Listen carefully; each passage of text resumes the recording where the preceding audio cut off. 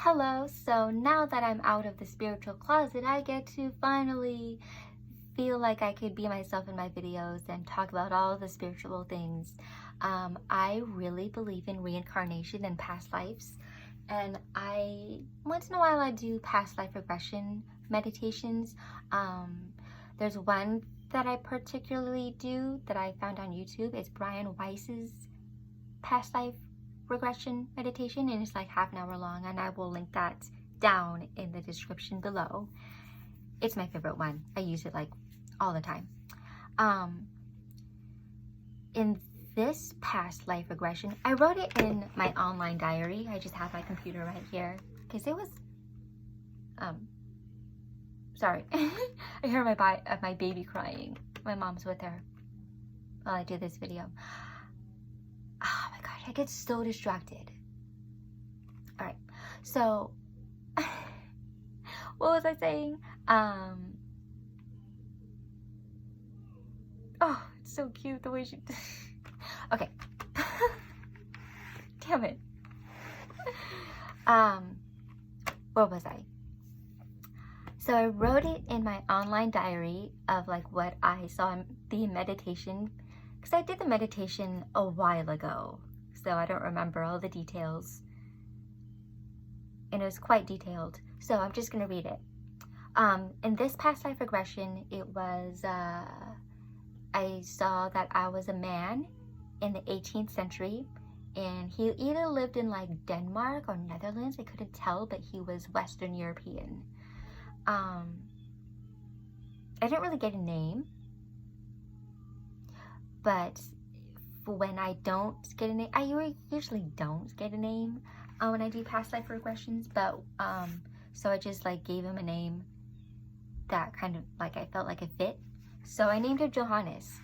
So I'm gonna just read this. I did a past life regression meditation this morning with the intent of the meditation to find the root or origins of my anxiety tendencies as present-day Melanie. It was enlightening, and it made me really emotional and makes me understand myself a lot more.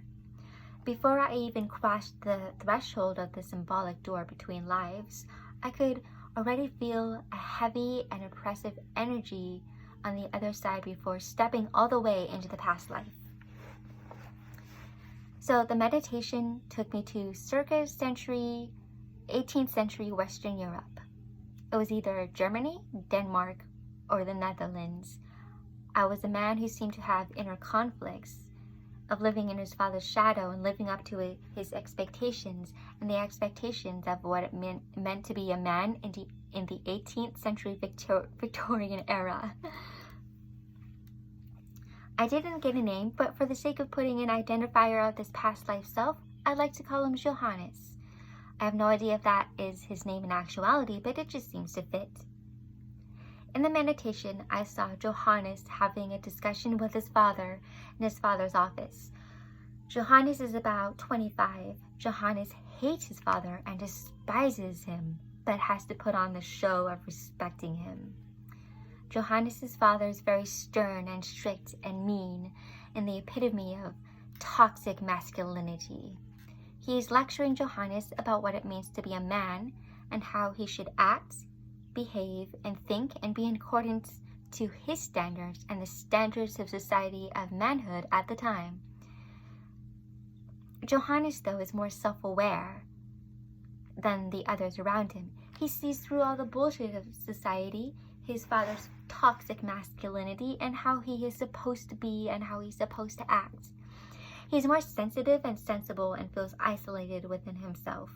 His family and society expectations at large, and just, wait, what? I kind of like started daydreaming for a second, and then I lost track of what I was saying. He is more sensitive and sensible and feels isolated within himself, his family and society expectations at large, and just feels out of place. The meditation takes me further into Johannes' future. He is around my age that I am now as Melanie, perhaps a little older, like 38 or 39 or 40.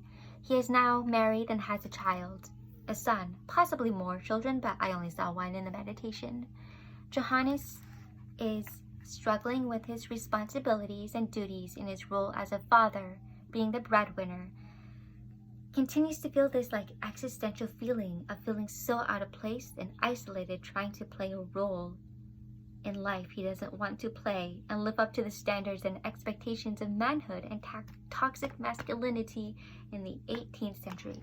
So I really feel for Johannes, because like having to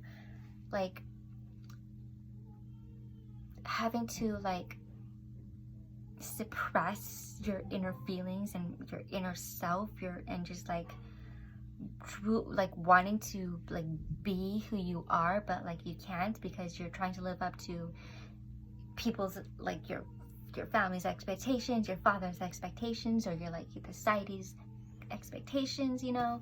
It's hard, and it can cause like a lot of internal conflicts, and you're like trying to be two people at once. And if you feel so different than others around you, it's like an isolating, lonely feeling, because you feel like you're an alien and you're just observing people, and they all seem to fit in, but they seem depressed, or do they? I'm just thinking from Johannes' point of view. I don't know, like as an empathic person, I feel that constantly. Like I'm empathic and I'm really sensitive in feelings and sensitive in my body. Like I can get really overwhelmed easily with so much stimuli. It's hard to be me sometimes. I feel like all the time, like, oh my gosh, I don't want to be sensitive anymore. Like I do not feel like I fit into this society. And I've definitely felt like that pressure to like suppress who I am, like my sensitive side, and just like try to be what others want me to be.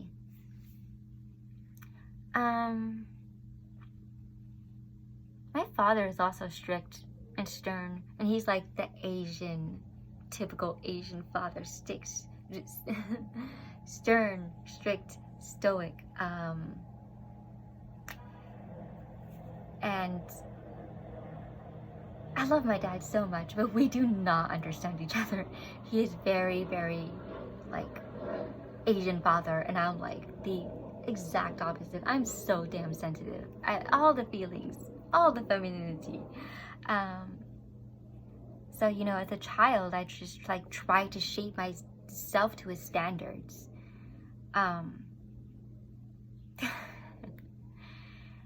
And yeah, as a child, I developed like internalized misogyny, much like Johannes, but he was a man. But like he was more like sensitive and more self-aware, and he was like, I don't want to be more masculine by the 18th century Victorian standards, because masculinity back then was a lot different than like masculinity, how we think of masculinity in 2023. And even masculinity, the idea of masculinity changes every decade. Like think of like 1950s versus like now. So yeah, where was I going with this? So yeah, so Johannes felt like the pressure to be more masculine, even though he was a man. And I, like, as a child, I was always so sensitive, and I was like, you know, being a girl is just, I'm not taken seriously. So I felt like being a girl and being sensitive, which is like, what's the right word? A negative trait, like a negative thing. So I developed internalized misogyny as being a child, and that carried on to when I was like 30, when my second and last abusive relationship, I realized, damn, I have a lot of masculine personality traits that I've adopted, that I've tried to adopt over the years to like be more taken seriously.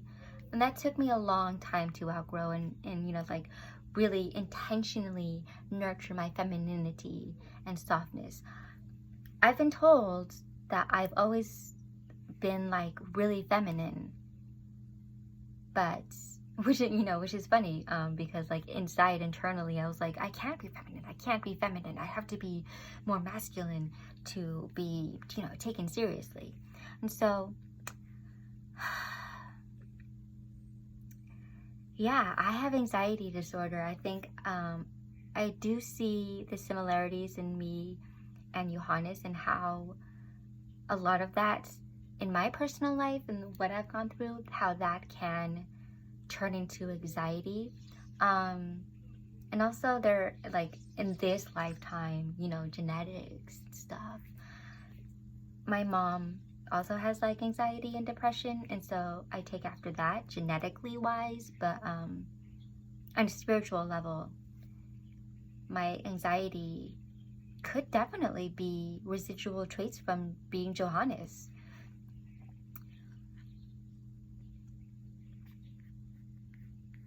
So yeah, oh, I love Johannes. Oh. Anyways, yeah, it feels really good to be out of the spiritual closet. Oh my gosh, because yeah, I really don't want to go in. I don't want to really go further, and because then I'm going to start to talk about Islam, and I really don't want to do that right now. So, oh my gosh, thank you so much for listening. Really, thank you so much for listening, whoever is out there listening, and thank you for watching and supporting me and listening to my story. All right, thank you. All right, bye.